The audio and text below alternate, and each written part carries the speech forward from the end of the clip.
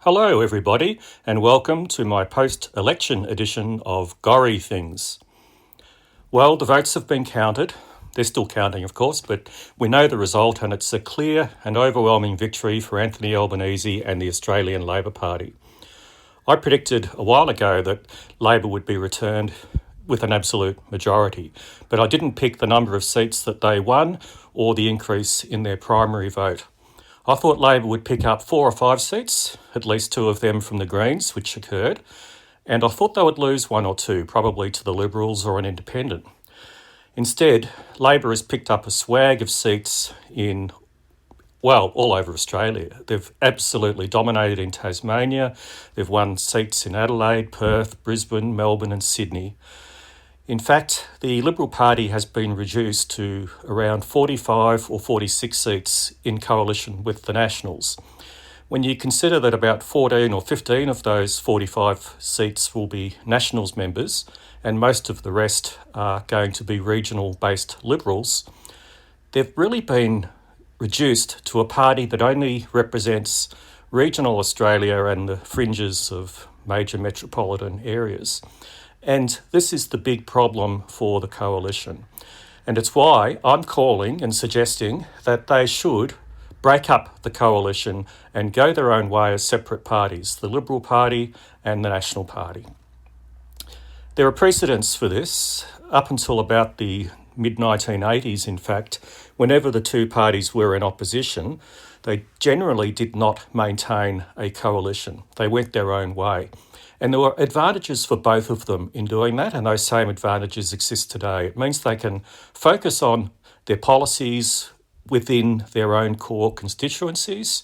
It means they can build their brand, and that's especially important for the National Party. It also gave the National Party more airtime in the media, where they were a standalone entity and were able to argue their own policies in the lead up to an election. Of course, everyone knew that if the Liberal Party needed their numbers after the election result to form a government, that they would. And once they were in government, the coalition held firm for however many years that they were in power.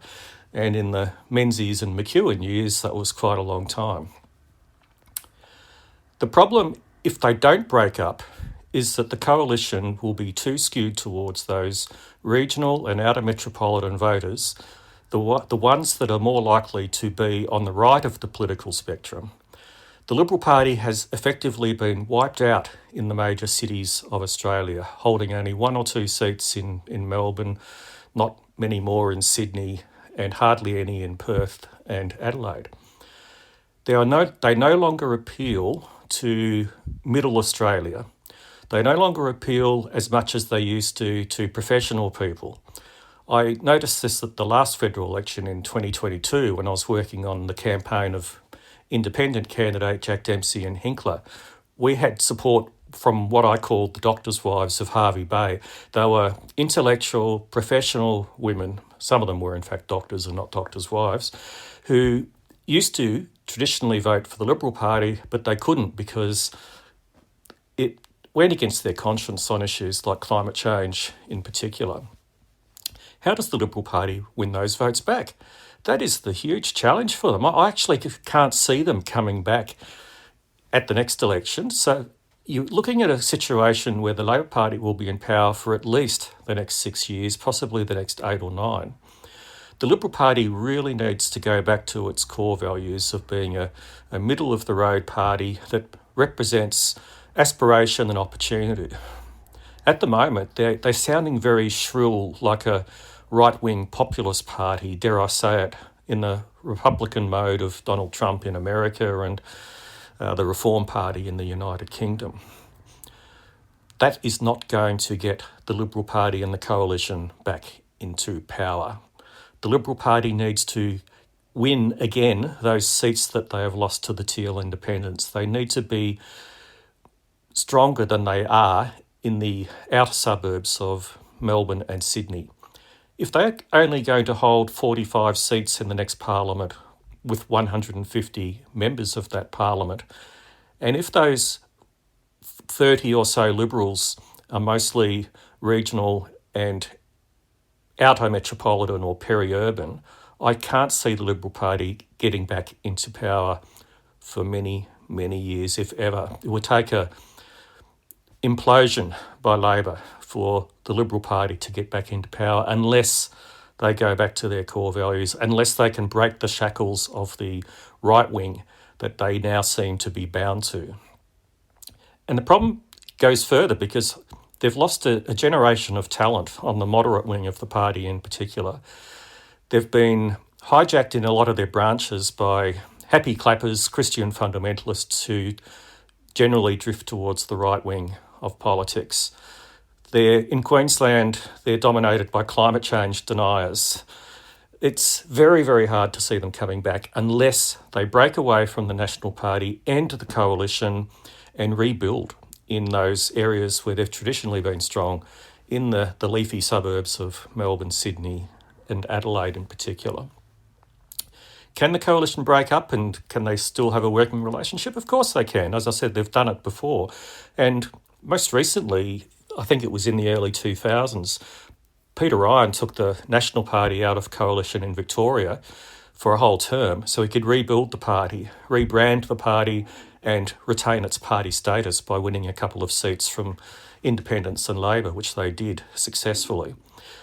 The only downside or problem I can see with breaking up the coalition is in Queensland, where ironically they merged a number of years ago. And I never supported that merger. As an ex-National Party member myself, I thought they should retain their separate identities in Queensland and all over Australia.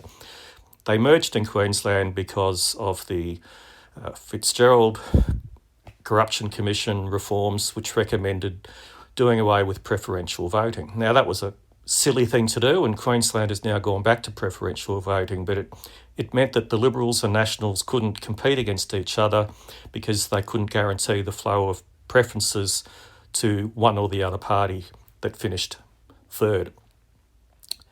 So in Queensland now, they have a situation where seats are earmarked or allocated to either one of the parties, depending on who held that seat at the time of the merger. So you've got the strange situation where regional seats like Leichhardt and Groom are designated as Liberal seats when in ordinary circumstances the Nationals would contest those seats if a Liberal sitting member vacated or resigned. And I think that's what they should go back to. I don't know how the mechanics of it would work with the LNP machine now being merged, but I'm sure that a solution could be found to that problem if the coalition splits, and I think they should split. That's my message for both parties, and it's my commentary on the election, that if the Liberal Party are ever going to get back into power, they need to return to their core values. They need to win back seats that they've lost to Teals and Labor in major cities. Most Australians live in capital cities. If the Liberal Party aren't competitive in those capital cities, they have no chance of returning to government. Thanks for listening. This is Michael Gorrie with Gorrie Things.